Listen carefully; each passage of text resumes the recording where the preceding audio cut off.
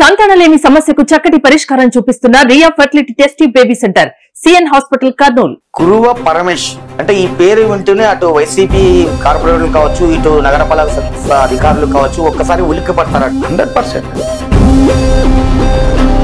అధికారంలో వైసీపీ ప్రభుత్వం ఉండగా మిమ్మల్ని మన టీటీసీకి తీసుకుపోయి ఫ్యాక్షన్ జోన్ సిఐ తీవ్రంగా కొట్టారనే ప్రచారం జరిగింది. ఇది వాస్తవమేనంటారు? 100% అండి.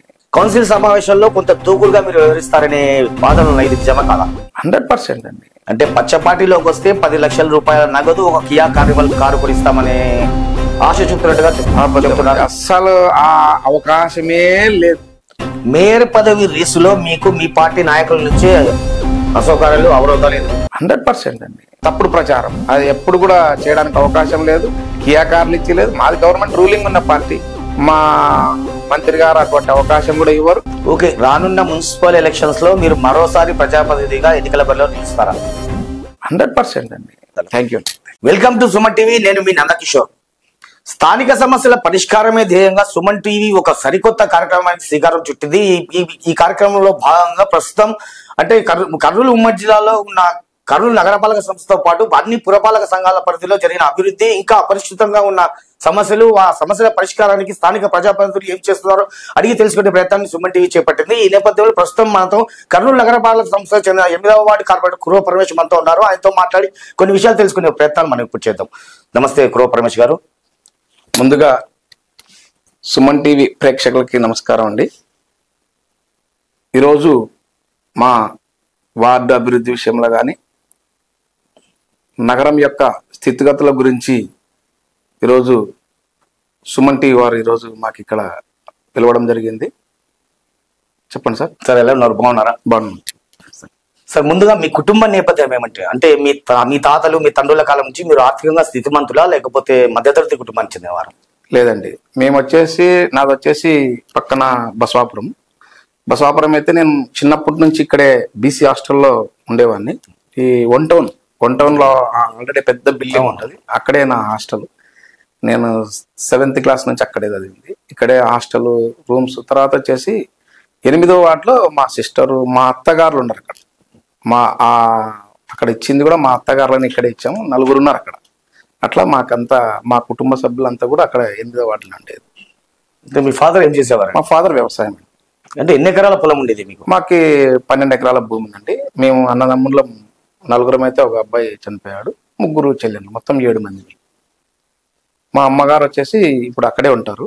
పొలం బసవాపురంలోనే పొలం దగ్గర. ఇక్కడ మనకు ఒక 10 కిలోమీటర్స్ ఉంటుంది ఉల్చాల బసవాపురం. అంటే మీ విద్యార్హతలు ఏంటండి? అంటే మీరు ఎంత దాకా చదివారు, ఎక్కడెక్కడ చదివారు? నేను వచ్చేసి 5th వరకు బసవాపురం అండి. తర్వాత ఇక్కడ 7th Ulchala, 6th Ulchala, 7th వచ్చేసి నెహ్రూ మెమోరియల్ స్కూల్ నాది. 7th municipal high school, 10th. Inter వచ్చేసి కోల్స్, డిగ్రీ ఎస్టీబీసీ కాలేజీ. బీపీఈడి వచ్చేసి మన పీఈటీకి సంబంధించింది Proddatur Rayalaseema college. MPED diploma SK university. మొత్తం మీద ఉన్నత విద్యలను అయితే అభ్యసించారు. ఓకే, అంటే ఇప్పుడు మీరు అంటే ఈ విద్యాభ్యాసం అనంతరం మీరు ఏం చేశారంటే ఈ బతుకుబండి లాగేందుకు మీరు ఏ వృత్తి నేర్చుకున్నారు? అంటే ఏదైనా ఉద్యోగం చేశారా, ఏదైనా వృత్తి చేశారా? లేదు, యాక్చువల్ గా నేను వచ్చేసి ఫస్ట్ 2008 డిఎస్సి కూడా అటెంప్ట్ చేశాను, రాలేదు. నాకు అప్పటికే కుటుంబ పరంగా నాకు భారం అయిపోయి నేను వచ్చేసి ఇక్కడ ఫీల్డ్ చేంజ్ పూర్తిగా డైవర్ట్ కావాల్సి వచ్చింది. మోటార్ ఫీల్డ్ లేక రావడం చేసింది. లోకల్ గా ఆల్రెడీగా మా బావగారు అంత వచ్చేసి ట్రాక్టర్లతోని, అంటే ఆల్మోస్ట్ ఇప్పుడు లోకల్ గా తిరిగే ట్రాక్టర్లు అన్ని కూడా డెమాలిష్ కొరకే. అంటే ఈ డెబ్రీస్ ఉంటది కదా, ఇదంతా తీసుకెళ్లి మేము బయటకు వేసేస్తుంటాం. అంటే ఈ లోకల్ గా ఉండేదల్లా మా బంధువులు ఎంత ఆల్మోస్ట్ మా బంధువులే ట్రాక్టర్ ఉండేది. ఈ డెబ్రీస్ తర్వాత శాండ్ కి సంబంధించి ఏదైనా సప్లై చేయడం ఇదే చేస్తుంటాం సార్ లోకల్ గా. అంటే భవనాలు మేము వచ్చేసి పాత భవనాలు ఉంటే డెమాలిస్తాం. టోటల్ గా ఎంత పెద్ద భవనమైనా తీసుకొని కూల్చి నీట్గా చేసిస్తాము. అంటే భవన నిర్మాణం అంటే పురాతన భవన నిర్మాణాలను కూల్చివేసే కాంట్రాక్టర్ గా ఈ ప్రస్తావాన్ని కొనసాగి. అవునండి, అవును. అంటే మరి రాజకీయాల్లోకి ఎలా వచ్చారండి? నాకు చిన్నప్పటి నుంచి తెలుగుదేశం పార్టీ అంటే చాలా ఇష్టం అండి. ఎందుకంటే నేను ఎప్పుడు కూడా ఏ పార్టీ కానీ ఏది కూడా చూడదు. ఆ విధంగా నాకు చిన్నప్పటి నుంచి కూడా తెలుగుదేశం పార్టీ. ఆ విధంగా మా టీజీ వెంకటేష్ గారు 2014లో కంటెస్ట్ చేసినప్పుడు నేను ప్రత్యక్షంగా ఎలక్షన్లోకి రావడం జరిగింది. వాళ్ళకి సపోర్ట్ చేయడం మా వార్డు నుంచి. అయ్యా ఆ టైంలో ఓడిపోవడం, తర్వాత వచ్చేసి అదే విధంగా మేము అక్కడే ఉన్నాం. అన్న వచ్చేసి ఫస్ట్ నుంచి కూడా భరతన్న గారికి మేము విధేయతగా ఉన్నాం. అన్న మాకు ముఖ్యమైన మనిషి, పార్టీతో పాటు అన్న కూడా, ఇద్దరిని నేను ఒకటే విధంగా బ్యాలెన్స్ చేస్తుంటా ఎక్కడైనా సరే. అంటే ఏ పార్టీ నుంచి మీ రాజకీయ అరంగేయడం జరిగిందని చెప్పుకోవచ్చు మనం? తెలుగుదేశం పార్టీలో ఆ టైంలో అయ్యే ఉన్నారు. మేము కరెక్ట్ అన్న అప్పటి నుంచి కూడా, అన్న ఫస్ట్ నుంచి కూడా, స్టార్టింగ్ నుంచి కూడా అన్న తెలుగుదేశం పార్టీకే, మేము తెలుగుదేశం పార్టీకే విధేయత ఉన్నాం. 2019 ఎన్నికల్లో మీరు కార్పొరేటర్ గా గెలిచారు. అవునండి, 2019 కాదండి, 2021. 2021లో మీరు కార్పొరేటర్ గా గెలిచారు. అంటే అప్పుడు మీ ప్రత్యర్థి ఎవరు? ప్రత్యర్థి వచ్చేసి అబ్రార్ భాష అని ఆ ఏరియాలో బాగా ఉన్న వాళ్ళే. అంటే పాత కూడా రాజకీయంగా వాళ్ళకి మంచి సహకారాలు అని కూడా అంటారు మా ఏరియాలో. అంటే అప్పట్లో అధికారంలో ఉన్నది వైసీపీ పార్టీ. అవును. అంతేకాకుండా మీ ప్రత్యర్థి వచ్చేసి వైసీపీ అభ్యర్థి. మీతో పోల్చుకుంటే అతను ఆర్థికంగా చాలా స్థితిమంతుడు. మరి ఇలాంటి పరిస్థితుల్లో మీరు ఎలా కార్పొరేటర్ గా గెలవాలి? మా వ్యక్తిత్వం అంటే అక్కడ వచ్చేసి మాకున్న పరిచయాలు, తర్వాత మా కులస్తులు కొంతవరకు సపోర్ట్ చేయడం నాకు. తర్వాత అక్కడ ఎక్కడ అడిగింది ఎవరు అడిగినా కూడా నాకు వచ్చేసి ఎక్కడ కూడా మైనస్ ఉండదు. పరమేశ్ అంటే పలికే వాళ్ళం అనేది మాకు ఫస్ట్ నుంచి కూడా అంతే. నా చుట్టుపక్కల ట్రాక్టర్ల విషయంలో కానీ ఏదైనా చేసుకుంటుండడం కానీ, వాళ్ళకి కానీ ఏదైనా కానీ మేము ఎప్పటికీ అందరికీ అండదండగా ఉంటాం. ఎవరు కూడా శత్రుత్వం అనేది నాకు ఉంటుంది అక్కడ.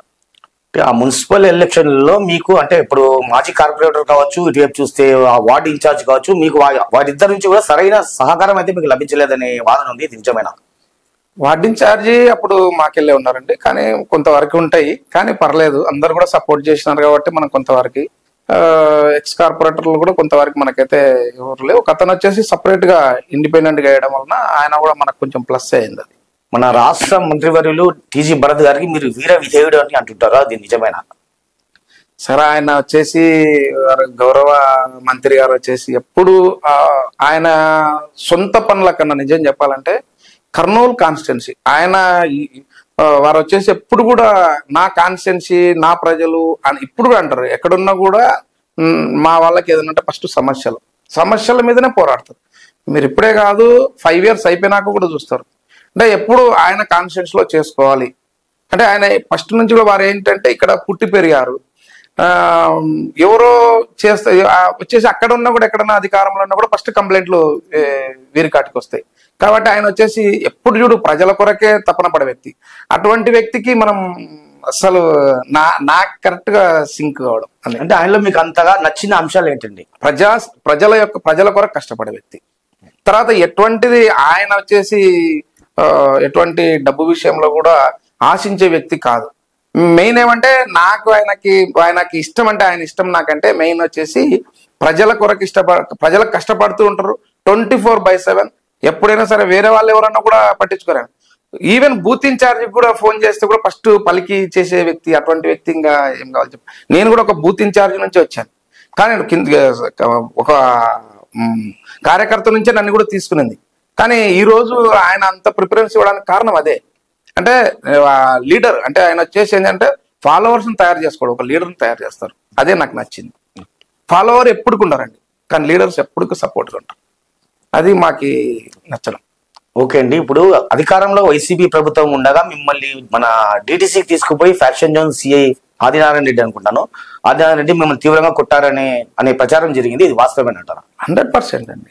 మాకు ఆ రోజు తీసుకొని పోవడం అసలు యాక్చువల్ గా వచ్చేసి వీళ్ళు వచ్చేసి ఇక్కడ టౌన్ లో ఉన్న మా కాన్స్టిట్యున్సీ లో ఎవరైతే పేర్లు ఉన్నాయో ఎవరో రౌడీ షీటర్లో ఉన్నాయని చెప్పి లిస్ట్ తీసుకుని వచ్చిన మన డీజీపీ ఆఫీస్ నుంచి వచ్చిందంట. ఆ లిస్ట్ లో నా పేరు కూడా లేదు.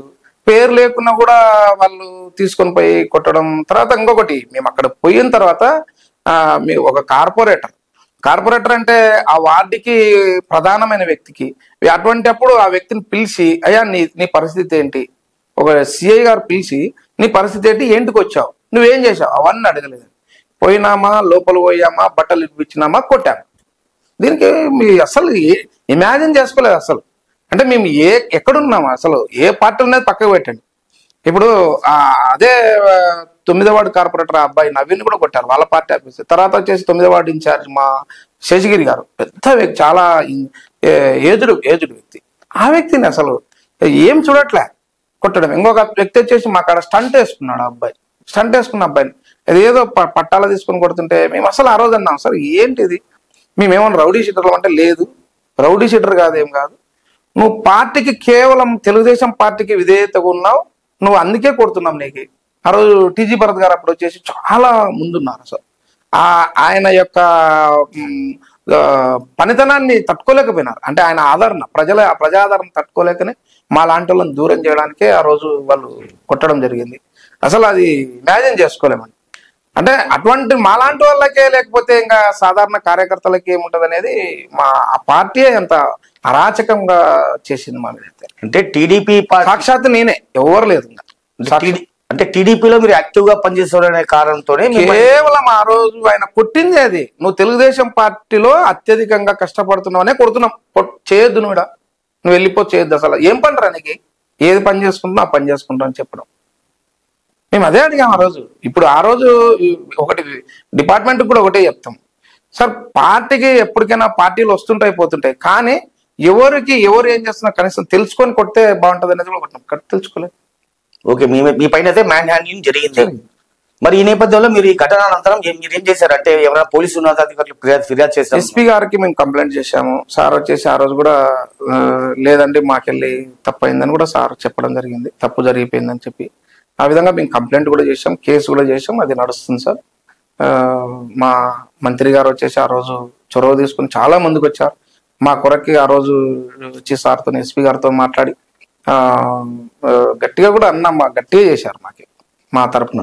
అంటే టీజీ వెంకటేష్ గారు అప్పుడు రాజ్యసభ సభ్యులుగా ఉన్నారు, అంతేకాకుండా మన టీజీ భరత్ గారికి కూడా మంచి చరిష్మా ఉంది. ఇలాంటి పరిస్థితుల్లో కూడా మీరు ఆయనకు వీర విధేయుడు అయినప్పటికీ కూడా ఈ ఘటనను ఎందుకు ఆపలేకపోయారంటారు వారు? అంటే ఇప్పుడు వాళ్ళు ఒకటే అండి, ఇప్పుడు వాళ్ళది మనం చూడాల్సిన అవసరం లే. గతంలో పార్టీ వైసీపీ పార్టీ యొక్క విధి విధానాలు ప్రతి ఒక్కరికి తెలుసు. అంటే ఎవరికి కూడా చెప్తే వినరు వాళ్ళు, వాళ్ళ ఫోకస్ వాళ్ళదే. ఎవరైతే ముఖ్య నాయకుడికి ముఖ్య అనుచరుడు ఉంటో వాళ్ళ మీద టార్గెట్, ఆ విధంగా మా మీద టార్గెట్ చేసి వాళ్ళ వ్యక్తిని కూడా కొంతవరకు చేస్తే బాగుంటుందని పడకుండా చేయడానికి వాళ్ళ పర్సన్ కూడా అట్లా ఆ విధంగా ఒక పర్సన్ వాళ్ళని కూడా చేశారు. ఓకే అండి, మీరు 8వ వార్డు కార్పొరేటర్, మీరు మీ వార్డు అభివృద్ధికి మీరు ఎలాంటి చర్యలు తీసుకున్నారు? లేదండి, మేము అప్పుడు కూడా చెప్పాము, కౌన్సిల్లో కూడా చెప్పాను. ప్రతిసారి నేను కౌన్సిల్ పెట్టిన ప్రతిసారి చెప్పాను, సార్ మీరు వచ్చేసి మీ గవర్నమెంట్ లో అభివృద్ధి జరగటం లేదు. సాక్షాత్తు మేయరే చెప్పారు, మేము కాంట్రాక్టర్లకి పిలుస్తున్నాం, ఇస్తున్నాం, కానీ చేయనికి రావట్లేదు. ఏంటికి రావట్లేదు మీకంటే ఇసుక ఎక్కువ ఉంది, అంటే ఇక్కడ కోడ్ చేసిన రేట్ కన్నా ఎక్కువ ఉంది రేటు, అందుకే వదలలేకుండా. అంటే మీ గవర్నమెంట్ అట్లా ఉన్నప్పుడు అంత 6,000 రూపాయలు కర్నూలులో వచ్చేసి ఒక ట్రాక్టర్ ఇసుక 1,000 రూపాయలకు వచ్చేది, 500 కూడా వచ్చింది, నేనే వేసిన, సాక్ష్యం నేనే.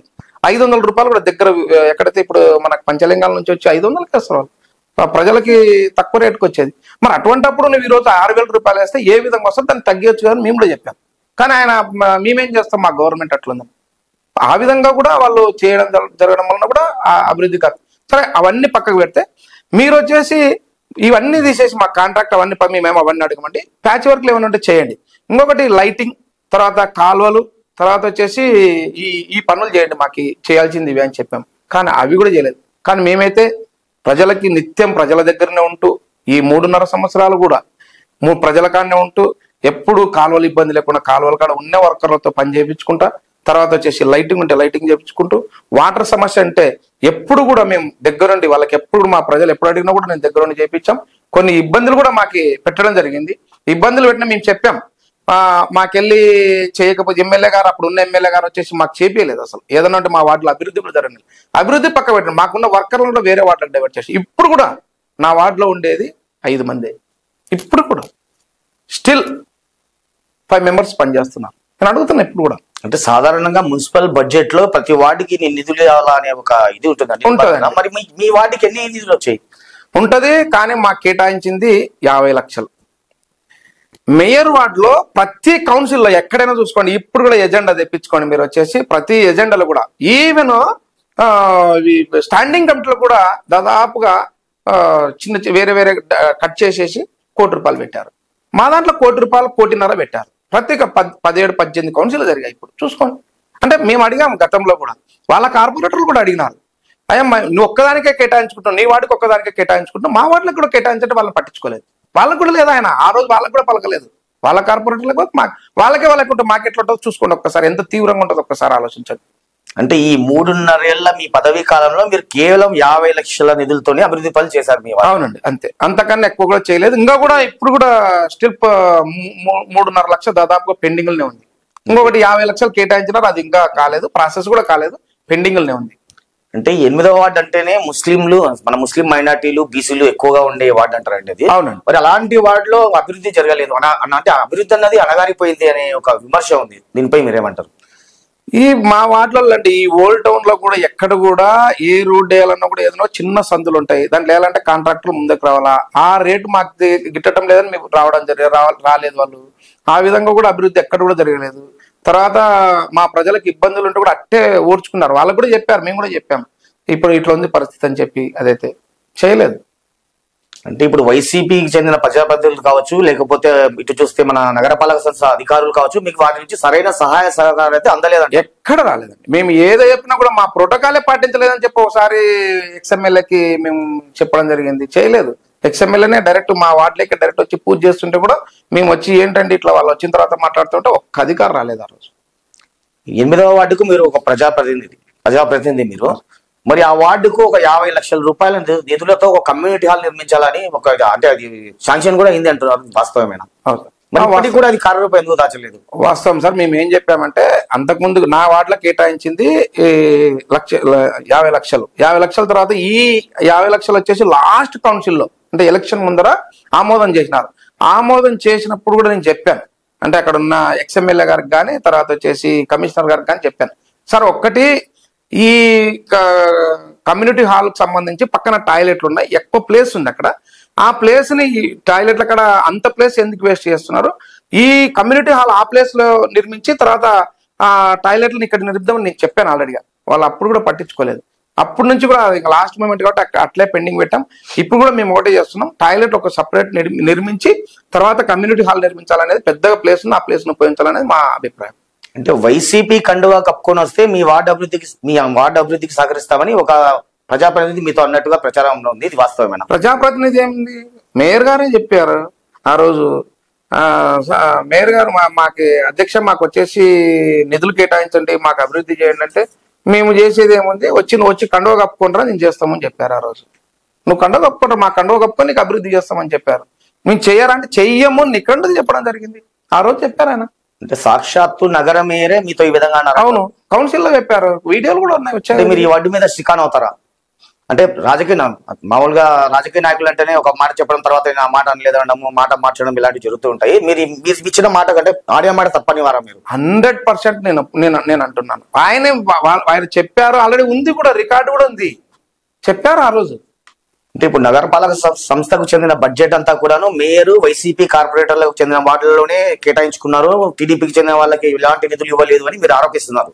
మా వార్డులకైతే, టీడీపీ వార్డులకైతే ఏం కేటాయించలేదండి. ఇంకోటి వైసీపీ వార్డు కూడా కొన్ని వార్డులకు కేటాయించలేదు. తర్వాత ఎక్స్టెన్షన్ ఏరియాలో కొంతవరకు కేటాయించారు. ఎక్కువ శాతం జరిగింది ఆయన వార్డులో కేటాయించాడు, ఫస్ట్ వార్డు. ఎందుకంటే ఆయన ఎమ్మెల్యే ఉన్నారు కాబట్టి ఆయన వార్డులో వాడుకున్నారు ఎక్కువ శాతం, అంత తప్ప వేరే వాటిలో ఎక్కడ అభివృద్ధి కూడా జరగలేదు. మీరు వేగ్గా చెప్తున్నారా లేకుంటే నిజం చెప్తున్నారా పక్క పెడితే, మీ దగ్గర ఇది నిజమని నిరూపించడానికి మీ దగ్గర ఉన్న ఆధారాలు ఏంటి? ప్రతిదీ ఆధారాలు మేము చూపిస్తామండి, ఏమి ఇబ్బంది లేదు, మా దగ్గర కూడా ఉన్నాయి, మేము కావాలంటే చెప్తాము. తర్వాత ఇంకొకటి, ఈ ఆధారాలు ఏముంది చెప్పండి, మీరు ఇప్పుడు ఈ రోజు పోయి కమిషనర్ గారికి అడిగితే కూడా మీరు వచ్చేసి మేము అజెండా ఇస్తారు, మీకు అజెండాలు ఉంటుంది కదా, ప్రతిదీ అజెండాలు ఉంటుంది, మరి ఏమి ఫేక్ ఏం కాదు ఇక్కడ చెప్పేది. గతంలో అంటే వైసీపీ ప్రభుత్వం అధికారంలో ఉంది, టీడీపీ ప్రతిపక్ష హోదాలో ఉంది. ఈ నేపథ్యంలో మీ వార్డు అభివృద్ధికి సరైన సహాయ సహకారాలు మీకు లభించలేదు, ఇది వాస్తవమే. మరి ప్రస్తుతం తాజాగా ఇప్పుడు మీ పార్టీ అధికారంలో ఉంది, అంటే కూటమి ప్రభుత్వం అధికారంలోకి వచ్చింది. మరి ఇప్పుడు మీ వార్డు సమస్యల పరిష్కారం మీరు ఏం చేయబోతున్నారు? ఒకటి మేమేమంటే, మా నాయకుడు, మా గౌరవ మంత్రి గారు కూడా ఏమిటంటే, గెలిచిన తర్వాత ప్రతిదీ కూడా అంటే ప్రజల దగ్గర ఉంటూ, ప్రజలకి ఇంతకుముందు గతంలో ఏదైతే విస్మరించారో, వైసీపీ పార్టీ ఏదైతే కార్యక్రమాలు చేయలేదో ఆ కార్యక్రమాలు చేయడం, ప్రతి దాన్ని చేయడానికి మా నాయకుడు ముందుకు వచ్చారు. కానీ ఇప్పుడు ఏంటంటే, ఇప్పుడు మేము వర్కర్ల విషయంలో కొట్లాడినది కూడా అభివృద్ధి జరగకుండా వీళ్ళు ప్రతిదాన్ని అడ్డేయడం అనేది చాలా బాధాకరమైన విషయం. సరే, ఇప్పుడు అధికారంలో టీడీపీ ప్రభుత్వం ఉంది, అయినప్పటికీ కూడా అంటే ఇప్పుడు తాజాగా గత నెలలో అనుకుంటాను, గత నెలలో 2 నెలల క్రితం, నెల రోజుల క్రితం అనుకుంటాను, స్టాండింగ్ అంటే నగరపాలక సంస్థల్లో స్టాండింగ్ కమిటీ అనేది చాలా అత్యంత కీలకమైంది. ఈ స్టాండింగ్ కమిటీ కౌన్సిల్ మెంబర్లు అంతా కూడాను వైసీపీకి చెందిన వాళ్ళే గెలిచారు. ఇది ఎలా సాధ్యపడింది అనుకుంటున్నారు? అంటే టీడీపీ పార్టీ గ్రిప్ లేదంటారా, లేకపోతే మీ మంత్రి టీజీ భరత్ సరైన గ్రిప్ లేదంటారా? సార్ లేదండి, స్థానికంగా వచ్చేసి మేము వచ్చేసి కార్పొరేటర్లు 8 మంది ఉన్నాం.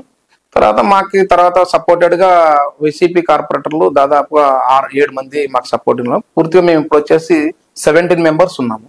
17 మందిలో ఉన్నప్పుడు మాకు రావాల్సింది 30-34 ఓట్లు రావాలి ఒక్కొక్క పర్సన్, ప్రతి ఒక్కరికి కూడా. మేమైతే పోటీ చేశాము, సపోర్ట్ చేస్తారు అనుకున్నాం, సపోర్ట్ కూడా చేశారు. సపోర్ట్ చేసినందుకే మాకు వచ్చేసి 106 ఓట్లు వచ్చాయి. వాళ్ళు వచ్చేసి గెలుపులో కూడా మాకు వచ్చేసి చాలా ఇబ్బందులు జరిగాయి. ఏంటంటే మేము వచ్చేసి అడిగాం, ఎలక్షన్ జరిపేటప్పుడు ఓపెన్ బ్యాలెట్ సీక్రెట్ బ్యాలెట్ అని. సీక్రెట్ బ్యాలెట్ అన్నారు.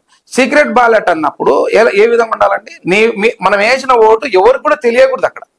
మరి ఎక్కడ మాకు ఆల్రెడీ ఒక పేపర్, బ్యాలెట్ పేపర్లో వాళ్ళు ఆల్రెడీగా అధికారులు వచ్చేసి 10% పెట్టుకొని మాకు 90% పేపర్ మా చేతిలో పెట్టినప్పుడు అక్కడ ఇక్కడ ఒకటి సేమ్ నెంబర్ ఉంటుంది.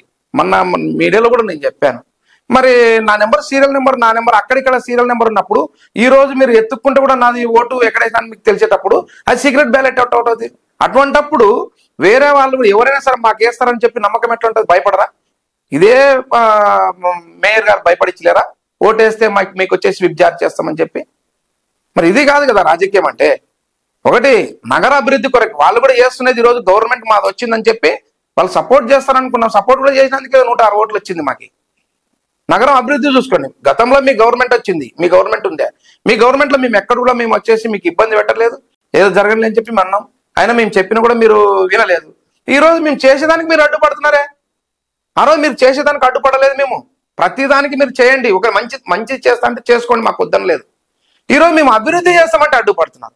ఇది చాలా బాధాకరమైన విషయం సార్. స్థానికంగా మీరు బలం ఉన్నారని కాదు, కానీ మీరు సపోర్ట్ చేస్తే మా మంత్రి గారు నగరాన్ని ఒక ఉన్నత స్థాయికి తీసుకోవడానికి అవకాశం ఉంటుంది. ఓకే అండి, ఇప్పుడు మన నగర మేయర్ ఎన్నిక అన్నది ఎన్నికల నియమావళికి విరుద్ధంగా అంటే జరిగింది అంటున్నారు, మీరు ఇది నిజమేనా? 100% అండి. ఇంకొకటి, ఒక మేయర్ని ఎన్నుకునేటప్పుడు వచ్చేసి ఒక తీర్మానం చేయాల్సిన కంపల్సరీ ఉంటుంది. మరి తీర్మానం ఎక్కడ జరిగింది? మీరు ఇప్పుడు చూసుకోండి, ఇప్పుడు కూడా వీడియోలు ఉంటాయి చూసుకోండి. వచ్చేసి తీర్మానం చేసేటప్పుడు ఒక కౌన్సిల్ ఏర్పాటు, ఒక మీటింగ్ ఏర్పాటు చేసి అత్యధికంగా కార్పొరేటర్లు ఆమోదించాలా? ఎక్కడుంది చెప్పండి? వాళ్ళు ఏదో ఒక సీక్రెట్ గదిలో వచ్చేసి ఆయనని ఎన్నుకొని వచ్చి ఇక్కడ ఎలక్ట్ చేసుకొని వచ్చి కింద ఇక్కడ వచ్చేసి సైన్లు చేయడం జరిగింది. అది నిజమంటారా? ఎంతవరకు సమంజసమంటారు? ఒక్కటి చెప్పండి.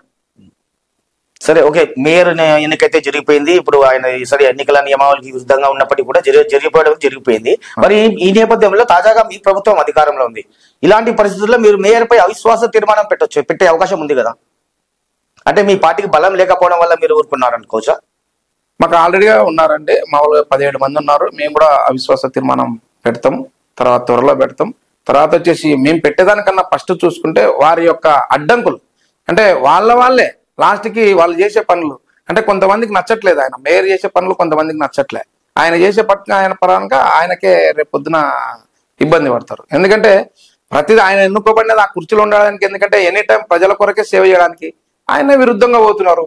వాళ్ళే ఆయనకి రేపు బుద్ధి చెప్తారని చెప్పి నేను కోరుకుంటున్నాను. ప్రస్తుతం మీ పార్టీ పెద్దలు కావచ్చు, మీ ప్రభుత్వం కావచ్చు, మన వైకాపా కార్పొరేటర్లకు ప్రలోభాల ఎరవేస్తుందన్నారు అనే ప్రచారం జరుగుతుంది. ఇది ఎంతవరకు నిజం? ఎవరు చేయట్లేదండి. ఆల్రెడీగా మా మంత్రి గారి కాటికి వచ్చారు, ఒక్కరికొక రూపాయి ఇచ్చలేరు. తర్వాత వచ్చి వారి ప్రేమతో ఆయన గెలిచిన వెంటనే వాళ్ళే వచ్చారు. మాకు అభివృద్ధి కోరుకుంటున్నాం. మా వార్డులలో మాకు వచ్చేసి ఇంకా దాదాపు 2 సంవత్సరాలు ఉంది. వార్డు యొక్క అభివృద్ధి కావాలని చెప్పి వార్డులు బాగా చేసుకోవాలి. గతంలో వైసీపీ గవర్నమెంట్ లో ఎక్కడ కూడా అభివృద్ధి జరగలేదు. వాళ్ళ వార్డులో కొన్ని వార్డులలో మాకే 2-3 1 కోటి రూపాయల కంటే 1.5 కోటి కన్నా ఎక్కువ నిధులు కేటాయించలేదు. కాబట్టి ఇప్పుడన్నా మేము మంత్రి గారు వచ్చేసి ఆయన బాగా చేస్తారని చెప్పి వచ్చారు. ఆ విధంగా వస్తున్నారు. మేము ఎక్కడ కూడా ఏది చెప్పలేదు. అంటే పచ్చ పార్టీలోకి వస్తే 10 లక్షల రూపాయల నగదు, ఒక కియా కార్నివల్ కారు కొనిస్తామనే ఆశ చూపుతున్నట్టుగా చెప్తున్నారు. అస్సలు ఆ అవకాశమే లేదు అట్లా ఎవరో చెప్తుంటే అది తప్పుడు ప్రచారం. అది ఎప్పుడు కూడా చేయడానికి అవకాశం లేదు. కియా కార్లు ఇచ్చలేదు. మాది గవర్నమెంట్ రూలింగ్ ఉన్న పార్టీ. మా మంత్రి గారు అటువంటి అవకాశం కూడా ఇవ్వరు. ఇప్పుడు కూడా చెప్తారు రాలేదంటే వాళ్ళ ఇష్టం, వస్తే అభివృద్ధి జరుగుతుంది, లేదంటే ఆయన ఎట్లయినా సరే మంత్రి ఏ విధంగా సరే నగరాన్ని అభివృద్ధి చేసుకోవడానికి ఎప్పటికీ వెనకాడరు. సరే, ప్రస్తుతం ఉన్న బివై రామయ్య గారు మేయర్ పదవి నుంచి వైదొలిగితే తర్వాతి మేయర్ ఎవరయ్యే అవకాశం ఉందండి? మేము ఎవరని చెప్పలేదండి. మామూలుగా అంటే మా మంత్రి గారు ఎవరికి ఇస్తే ఆ రోజు వారు చెప్తారు అంతేగాని మేమైతే నేను అవుతాను వేరే వాళ్ళు అవుతాను నేనైతే ఎవరికి కూడా ఎవరికి కలగలేదు. మేము కూడా చెప్పాం ఈ విధంగా ఉంది మా పరిస్థితి, మేము చేశామని చెప్పి అన్న కూడా ఆలోచిస్తున్నారు వాళ్ళు. ఆయన మా మంత్రి గారు ఏ విధంగా నిర్ణయం తీసుకున్నా కూడా మేము శిరస వహించి పనిచేస్తాం. అంటే మేయర్ రేస్ లో ప్రధానంగా మీ పేరే వినిపిస్తుంది. అట్లని కాదండి, మామూలుగా వచ్చేసి మేము పనిచేసాం. గతంలో నేను గెలిచిన తర్వాత 3.5 సంవత్సరాలు కూడా ఎక్కడ కూడా నేను ఇంట్లో కూర్చోలేదండి. నిజం చెప్తున్నా, నేను ఇంట్లో కూర్చోలేదు. మా భార్య పిల్లలు కూడా ఫస్ట్ మా భార్య పిల్లల కన్నా ఫస్ట్ నా వార్డుకి, తర్వాత వచ్చేసి మా నాయకులు చెప్పినట్టునే మేము విన్నాం. ఎనీ టైం 24/7 పనిచేశాను. ఇప్పుడు కూడా నా ఇంటికాటి కన్నా ఫస్ట్ వార్డులో కూర్చొని పని చేసుకుంటా. 5:30కు వాటర్ వస్తాయి నాకు, 5 గంటలకు వస్తాయి. మొన్నటి వరకు 5 వస్తున్నాయి, ఇప్పుడు ఇంతకుముందు 5:30కు వస్తున్నాయి, ఇప్పుడు 5కి వస్తాయి.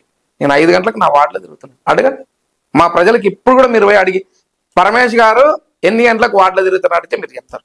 ఆ టైం నుంచే తిరిగి ఏమన్నా వాటర్ సమస్య ఉంటే, అక్కడ ఏమన్నా వాటర్ వేస్ట్ అవుతుంటే మా వార్డు వాటర్ బాయ్కి ఫోన్ చేసి చెప్పడం డైరెక్ట్. ఇప్పటి వరకు నేను వేరే వాళ్ళకి ఎవరు చెప్పేది కాదు. డైరెక్ట్ ప్రజలు అక్కడ చేసే అధికారులు ఎవరైతే పనులు వాళ్ళతోనే సత్సంబంధాలు ఉంటాయి నాకు. అంటే ఎన్నికలకు ముందు మీరు స్థానికంగా ఉన్నారు 8వ వార్డులో, తర్వాత మీరు వేరే పెద్ద ఇల్లు కొనుక్కొని అక్కడి నుంచి వెళ్ళిపోయారంటున్నారు. ఇది ఎంతవరకు వాస్తవం అండి? నేను అదే చెప్తున్నా కదా, నేను వచ్చేసి ఎక్కడ వార్డులు ఇక్కడే ఉన్నా, వేరే ఊరు పోలేదు. నేను ఎక్కడున్నా 5 గంటలకు ఎట్లా వస్తాను చెప్పండి. మీరు ఇప్పుడు అడగండి, 5 గంటలు మీ కార్పొరేటర్ 5 గంటలకు వచ్చి మీ వార్డులో పనిచేస్తున్నాడా? ఒకటి కావాల్సింది, ప్రజలకు ఏం కావాలా? 24/7 ప్రజలకు అందుబాటులో ఉండాలా. నువ్వు అర్ధరాత్రి ఫోన్ చేసినా కూడా నీకు పని నెరవేర్చాలా. ఎక్కడైనా సరే ఈ 3.5 సంవత్సరాలు పరమేశ్ అనే కార్పొరేటర్ మీకు ప్రజలకు వార్డు కినలేదా? అది అడగండి. లేదు, రాలేదు, ఈ టైంలో వచ్చిలేడు, ఎప్పుడైనా పిలిచినప్పుడు మాకు వచ్చిలేడు, ఒక్కరిని తీసుకురండి సార్. మేయర్ పదవి రేసులో మీకు మీ పార్టీ నాయకుల నుంచే అసౌకర్యాలు అవరోధాలు ఎదురవుతున్నాయి. ఎంతవరకు నిజమంటారు?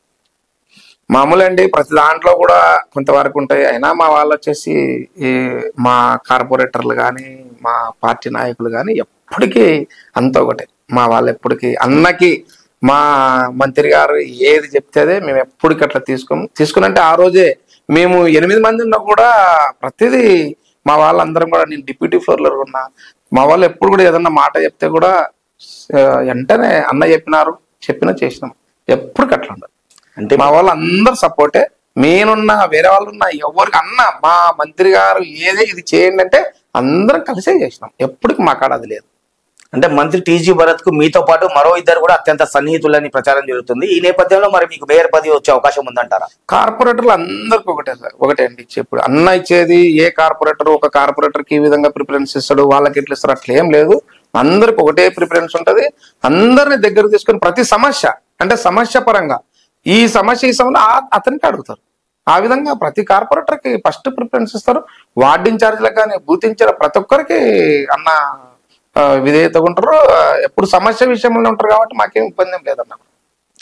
ఒక వ్యక్తి 2 పదవులు అంటే కర్నూలు నగర మేయర్ గా ఉన్న బివై రామయ్య మళ్ళీ కర్నూలు పార్లమెంట్ అభ్యర్థిగా వైసీపీ నుంచి ఎన్నికల బరిలో నిలిచారు. ఇది సమంజసమైన అంటారా? ఆ రోజు మేము కూడా చెప్పాం సార్. ఒకటి ఏమంటే మేయర్ గా ఉన్నారు, మేయర్ గా ఉంటూ వచ్చేసి ఆయనకి ఎంపీగా అనౌన్స్ చేయడం జరిగింది. ఆ టైంలో వచ్చేసి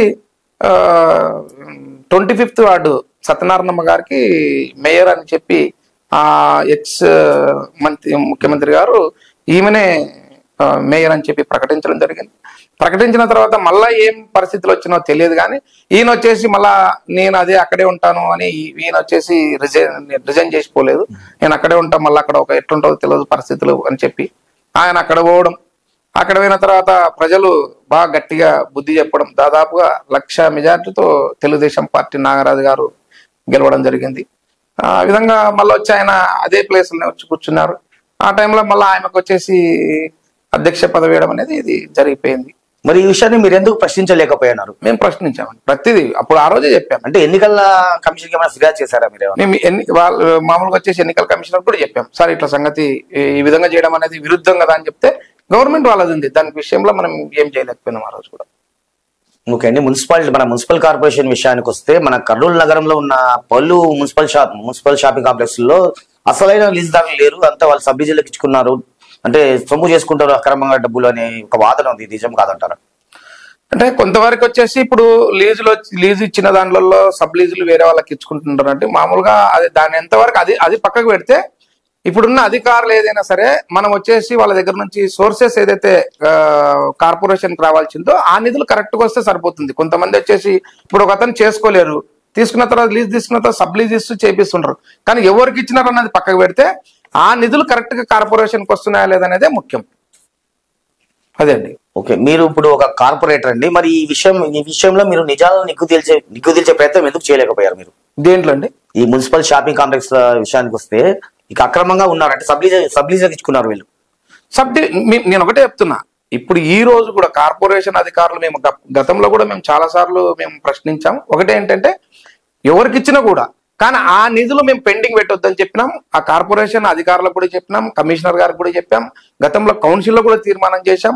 కానీ ఇప్పుడు ఇంతకు ముందు ఉన్న సెక్షన్ కి ఇప్పుడు ఇంతకు ముందు ఉన్న పాలసీకి ఇప్పుడు పాలసీ ఏంటంటే 3 years ఎవరికైనా సరే. పాత పాలసీ కొంతమంది కోర్టులకు కూడా పోయినారు, అది ఉంది. కానీ ఇప్పుడు వచ్చేసి 3 years ఉంది. మీకు ఎవరికి ఇచ్చినా కూడా కాంట్రాక్ట్ వచ్చేసి 3 years ఉంటుంది కాబట్టి ఇది తొందరగా రెక్టిఫై అయ్యి చేయడానికి కూడా అవకాశం ఉంటుంది. ఆ విధంగా అంటే ఈ సమస్యలు మనకి తగ్గించడానికి అవకాశం ఎక్కువ ఉంటుంది. అంటే ఏదైతే పెండింగ్ ఉంటుందో వాళ్ళు కట్టాల్సిన అమౌంట్ అటువంటివి కూడా తగ్గించడానికి అవకాశం ఉంటుంది. దాని గురించి ఏంటంటే అధికారులు కొంచెం గట్టి తీసుకుంటే మాత్రం సక్సెస్ అవుతుంది. కురువ పరమేష్ అంటే ఈ పేరు వింటూనే అటు వైసీపీ కార్పొరేటర్లు కావచ్చు, ఇటు నగరపాలక సంస్థ అధికారులు కావచ్చు ఒక్కసారి ఉలిక్కి పడతారంటారు. ఎందుకండి అలా? అంటే కౌన్సిల్ సమావేశాల్లో కొంత దూకుడుగా మీరు వివరిస్తారనే వాదనలు, ఇది నిజమా కాదా? దూకుడు కాదండి, నేను ఎప్పుడు కూడా ఒకటి చెప్తాను, ఇప్పుడు కూడా చెప్తున్నాను, దూకుడు కాదు నాది, సమస్య మీద.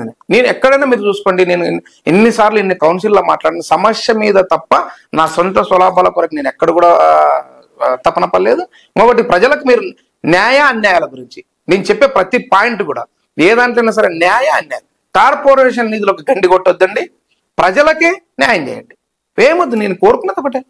నేను నా సొంత కుటుంబాన్ని కోరుకోలేదు, నా వాళ్ళకు కోరుకోలేదు. మరి నేను ప్రజల మీద మనం గెలిచిన తర్వాత ఇంట్లో ఉండడం కదండి. ప్రతిదీ నువ్వు ఎవరికైతే ప్రజల కొరకు ఉన్నావో, నాకు డిప్యూటీ ఫ్లోర్గా మా నాయకులు ఒక పదవి ఇచ్చారు అంటే నా వాటితో పాటు అంతా కూడా పోరాడాల్సిందే. కాబట్టి ప్రతి సమస్య మీద ఏదైనా సమస్య ఉందంటే మేము ప్రతిసారి పోరాడినాం, ఇప్పుడు కూడా పోరాడుతున్నాం. ఇప్పుడు కూడా మేము చెప్పేది ఒకటే, మేయర్ గారికి ఒకటే చెప్పింది, మేము ఆయన మీద మాకేం శత్రుత్వం లేదు, ఒకటే చెప్తున్నాం, మేము అభివృద్ధి చేస్తున్నాం, మా పార్టీ అభివృద్ధి కార్యక్రమాలు పాల్గొన్నప్పుడు చేయనియండి, అదే అడుగుతున్నాం. ఇప్పుడు వర్కర్లు 200 మంది వర్కర్లు పెట్టింది ఒకటే, 200 మంది వర్కర్లు అభివృద్ధి కొరకే. ఎక్కడ చూడ అభివృద్ధి కుంటుపడడం వలన ప్రజలకు ఇబ్బందులు పడుతున్నారు వలన మేము పెడుతున్నాం. దానికి అడ్డుపడుతున్నందుకు అడ్డుపడద్దని చెప్పాం, తప్పేం లేదు కదా. మేము దూకుడు అనేది నాకు ఎప్పుడు కూడా లేదు. సమస్య మీద పోరాడతాం, నేను ఎంతవరకైనా పోరాడడం అనేది ఆ రోజు మా నాయకులు కూడా చెప్పడం జరిగింది. అది సమస్య మీద పోరాడం. ఓకే అండి, కురువ పరమేష్ ఈ పేరు అంటే ఇతనుకున్న బలం ఏమనుకోవచ్చు, బలహీనతలు ఏమనుకోవచ్చు? నా బలం వచ్చేసి నేను ఒకటే అండి, నేను చదువుకున్న వ్యక్తిని, వచ్చేసి నా అంబిషన్ అంటే ప్రజలకు ఏదో ఒకటి చేయాలనేది, ఎప్పుడు ఎనీ టైం ప్రజల కొరకే కష్టపడాలనేది. ఆ విధంగా తప్ప నా బలహీనతలు అయితే నేను అదే చెప్పగలను. ప్రజలకు ఒకటే చాలు, మనిషికి ఉండాల్సింది ఒకటే, సేవా కార్యక్రమం. నాలో ఉన్నది సేవా కార్యక్రమం. నాలో సేవా కార్యక్రమం లేకుంటే నేను చేయలేను. ఇక్కడ సేవ అనుకున్నప్పుడు మనకి అంతకన్నా ఏం కావాలో చెప్పండి, ప్రజల కొరకు పోరాడతాను, ఎంతవరకైనా పోరాడతాం. ఓకే, రానున్న మున్సిపల్ ఎలక్షన్స్ లో మీరు మరోసారి ప్రజాప్రతినిధిగా ఎన్నికల బరిలో నిలుస్తారా? మా నాయకులు వచ్చేసి మేమైతే ప్రతిదీ పనిచేస్తున్నాం. మా మంత్రి గారు ఏ విధంగా చెప్పినా కూడా చేయడానికి సిద్ధం. అంటే మంత్రి గారు చెప్తే సరిపోతుంది అంటే స్థానిక ప్రజలు కూడా స్థానిక ప్రజలు కూడా చేసే వ్యక్తి నాలాంటి వాళ్ళని పక్క పెట్టుకుంటే వాళ్ళు ఏమైనా ఇబ్బంది పడతారు కదా. ఏదైనా కానీ ఇప్పుడు నేను చేస్తున్నాను, సేవ చేయకుంటే పక్కకు పట్టేయాల్సిందే. సేవ చేసే వ్యక్తికి పోగొట్టుకున్న తర్వాత ప్రజలు ఇబ్బంది పడతారు. తర్వాత చేసి నేను ఎప్పటికైనా చేయడానికి సిద్ధం, దాని గురించి ఏం ఇబ్బంది ఏం లేదు. ఓకే, కురువ పరమేష్ గారు మా సుమన్ టీవీ ఆఫీస్కి వచ్చి మీ విలువైన సమయాన్ని వెచ్చించి మా కోసం మీ వార్డులో ఉన్న సమస్యలను ఇంకా చేయాల్సిన అభివృద్ధిని వివరించి చెప్పినందుకు మా సుమన్ టీవీ తరపున మా ధన్యవాదాలు. Thank you.